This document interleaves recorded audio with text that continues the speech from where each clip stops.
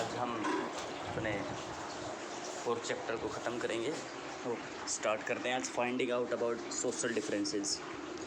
जो सामाजिक विभाजन होता है वो किस प्रकार के देखने को मिला था, उन विजुअल्स के माध्यम से देखने का प्रयत्न करेंगे। Archaeologists think that object found with a skeleton probably belongs to the dead person. Sometimes more objects are found in a grave than in another. वो आर्कियोलॉजिस्ट हैं तो बहुत सारे जो ऑब्जेक्ट्स मिले हैं जहाँ पर उनको स्केल्टन मिले हैं, तो मतलब क्या है कि भी अलग अलग के ऑब्जेक्ट हैं उन विजुअल्स के अंदर देखने को मिले। जो कब्रें उन्होंने खोद दिए डेड पर्सन के साथ। और क्या होता था जो है एक जो है विजुअल ऐसी हो सकती थी कब्र जिसके अंदर कम जो ऑब्जेक्ट देखने को मिले हैं, कुछ ऐसी थी कि उसमें क्या बहुत सारे ऑब्जेक्ट हमें देखने को मिलते हैं। तो इसी बेस के ऊपर एक ब्रह्मगिरी है, तो वहाँ पर क्या है कि 1 skeleton was buried with 33 gold beads, 2 stone beads, 4 copper bangles and 1 conch seal। देखो अभी ये इतना मटेरियल है, ये एक कब्र के अंदर दफना में मिला गया था। अदर स्केल्टन है ओनली अ फ्यू पोट्स, जबकि एक सिंपल सा था, वहाँ पर कुछ गड़े वगैरह ही रखे गए थे। These find suggest that there are some differences in status among the peoples who were the buried, some were rich, other were poor, some cheap and other were followers। तो हम इस बेस के ऊपर कह सकते हैं कि जिस ऑब्जेक्ट मतलब जिस कब्र के अंदर बहुत सारा ऑब्जेक्ट रखे हुए थे, तो एक सिंपल सा स्टेटस दिखाता है कि समाज के अंदर उसकी इज्जत रही। और इज्जत क्या है कि हम ये भी कह सकते हैं कि उसके पास पैसा रहा होगा, और जिसके पास मान लीजिए एक पोट ही देखने को मिला, तो समाज के अंदर वो क्या है मतलब निम्नतम दर्जे का जो व्यक्ति रहा होगा कहीं ना कहीं, और काफ़ी गरीब भी रहा होगा। देखो सिंपल सी बात है, तो एक अंदाज़ा लगाया जा सकता है इस चीज़ से। What some visual spots meant for the certain families, तो कुछ जो विजुअल्स हैं उनके लिए कुछ एक विशेष स्थान छोड़ दिया जाता था, तो उनके बारे में देखते हैं। Some time megalith contain more than 1 skeleton, यानी कि जो मेगालिथ होते हैं हमने बात की थी, वो विशेष प्रकार के पत्थरों से जो बनाई जाती थी, निशान जो मार्किंग की जाती थी। तो जो विजुअल खोदी गई हैं उनमें, तो वहाँ पर ये पाया गया कि भाई एक जो मेगालिथ होती हैं कुछ, उसमें क्या है एक से ज़्यादा स्केल्टन देखने को मिले। These indicate that the people perhaps belonging to the same family were buried in the same place through not at the same times। तो इसका मतलब इस बात से मतलब सामने आता है कि मान लीजिए एक कब्र है, तो एक कब्र में कई जो स्केल्टन मिले हैं मनुष्य के, तो उसका मतलब क्या है कि भाई वहाँ पर एक ही परिवार के जो है फैमिली थी उसकी जो, तो उस फैमिली को उसी एक ही जगह पर दफनाया गया है। तो ये ज़रूरी नहीं है कि भी जो उनकी डेथ हुई है वो एक ही टाइम पे हुई है। मान लीजिए आज कोई मरा तो उसके बाद 2 साल के बाद या 100 साल के बाद या 50 साल के बाद जो भी उसकी परिवार का मरा तो उसको वहीं पर दफना दिया गया। तो एक ये विशेषता देखने को मिली कुछ मेगालिथ में। The body of those who dead later were brought into the graves through the port holes. उसके बाद जैसे कि जो पहले बन गया उसको दफना दिया गया, उसके बाद जो है डेड जो दूसरा व्यक्ति मिलेगा, जो जैसे कोई दूसरा मर जाता था परिवार का, तो उसको जो क्या है कब्र के अंदर क्या है कुछ होल से वगैरह से वो उनको दाखिल किया जाता था। स्टोन सर्कल्स और the boulders placed on the surface probably served as the signposts to find out the burial site so that people could return to the same place whenever they wanted। उसके बाद है जो circle बना दिए जाते थे stone के एक विशेष प्रकार से, जैसे हमने बात की थी शुरुआत में भी कि मेगालिथ होते थे, उनको अलग से पत्थरों के द्वारा दर्शा दिया जाता था कि भी ये जो साइट है ब्यूरल साइट है, यहाँ पर आपको क्या चीज़ें दफन करने के लिए मतलब रखी गई। अब जैसे हम ये मान लेते हैं कि भी ये एक कब्र थी, यहाँ पर एक फैमिली को दबाना शुरू किया था, तो उनको कैसे पता चलेगा कि भाई हमने एग्जैक्ट यहीं पर दफना गया। तो इसी वजह से क्या वो जो स्टोन्स होते थे उनको प्लेस कर देते थे यहाँ पर, और ताकि उनको आसानी हो जाती थी कि भाई ये फैमिली ग्रुप से उनसे बिलोंग करता, तो उनको यहीं पर दफनाना है। एक और स्थान रहा इनाम गोम, तो वहाँ की एक जो है बिरुल रही है कब्र के बारे में हम देखते हैं। It is a site of the river Gond, A tributary of Bhima. एक गोंड नदी के साइट है इसके आसपास, और भीमा नदी की जो एक ट्रिब्यूटरी है। इट वाज ऑक्यूपाइड बिटवीन, इसके अंदर ये बनाई गई हैं भाई।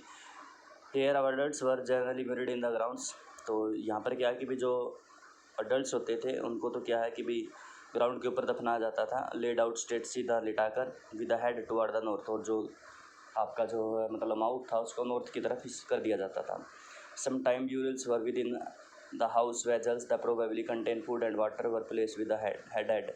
इसके अलावा क्या कि भी जो विजुअल्स पाई गई हैं उसके साथ कभी कभी क्या उनको घर में भी दफना दिया जाता था। उसके साथ क्या है अनाज वगैरह की बात कर सकते हैं, फूड की बात कर सकते हैं, कुछ मटके वगैरह की बात, आभूषणों की बात कर सकते हैं, पानी की बात कर सकते हैं। तो वो सारा मटेरियल है डेड पर्सन के साथ रखा जा सकता था। 1 man was found buried in a large 4-legged clay jar in the courtyard of a 5-roomed house, one of the largest house at the site। उसके बाद एक जो व्यक्ति पाया गया है वहाँ पर एक मतलब एक बहुत बड़े एरिया के अंदर उसको दफनाया गया था, जिसके अंदर क्या थे भी 4 विशेष प्रकार के मतलब लेग्ड के लेजार थे। और उसके अंदर क्या कि भी 5 रूम आपको देखने को मिले थे उस घर के अंदर, और ये सबसे बड़ा घर उनमें से आपको देखने को मिलेगा। और ये क्या बिल्कुल बस्ती के बिल्कुल सेंटर में था। This house also had a granary, इस घर के अंदर भी क्या मतलब अनाज को स्टोर करने के लिए भी जगह थी। The body was placed in the cross legged position, और जो है बॉडी को क्या किया गया था, एक क्रॉस लेग्ड पोजीशन के अंदर रखा गया था अभी। और उसके बाद है सबसे लास्ट में छोटा सा टॉपिक हमारे पास, ऑक्यूपेशन ऑफ इनाम गोम। इनाम गोम था, उसके अंदर इनाम गाँव कहेंगे शायद इसको, इनाम गाँव बोला जाता है इसको। तो वहाँ के जो लोग थे वो क्या कार्य करते थे, archaeologist have found seeds of the wheat, barley, rice, pulses, millets, peas and sesames. जो हमारे जो आर्कियोलॉजिस्ट रहे उन्होंने क्या यहाँ पर बीज मिले व्हीट के, बार्ले के, पल्सेस, मिलेटस वगैरह वगैरह भी। Bones of a number of animals, many bearing cuts barks with a so that they have been use as a food have also been found. इसके अलावा कई प्रकार के जो एनिमल्स उनकी लकड़ियाँ मिली, मतलब उनकी हड्डियाँ मिली हैं, सॉरी। और कई यहाँ पर जो है कई प्रकार के जो है मतलब क्या मार्क मिले हैं, कटे हुए मार्क मिले हैं, जो ये शो करते हैं कि भी वो क्या करते थे, फूड के रूप में इनको उपयोग करते थे। इसके अलावा वो यहाँ पर मिले भी। डीज इंक्लूड कैटल बुफेलोज, इनके अंदर क्या था, ये जो है आपके सामने दिए गए, आप सभी समझते हैं, ये मिलेंगे। Besides work extra there is evidence that fruit such as a bar, ber, amla, jamun, delta and variety of berries were collected. इसके अलावा जो फ्रूट्स थे जैसे कि ये दिखाए गए हैं आपके, तो वो आपके इकट्ठे भी किए जाते थे उनके द्वारा भी।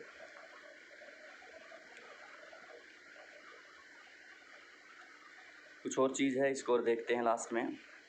ये चाइना से है। यहाँ पर क्या किया, एविडेंस मिले राइटिंग इन चाइना के अंदर, दिस राइटिंग और ऑन एनिमल्स बोन्स, यानी कि जो एनिमल्स होते थे उनकी हड्डियों के ऊपर ये देखने को मिले, उनकी हड्डियों पे लिखे गए हैं। These are called oracle bones, इनको ओरेकल बोन्स बोला जाता है, because they were use to predict the future. और इनका उपयोग क्या है, किसी भी व्यक्ति के जो भविष्य को देखने के लिए किया जाता था।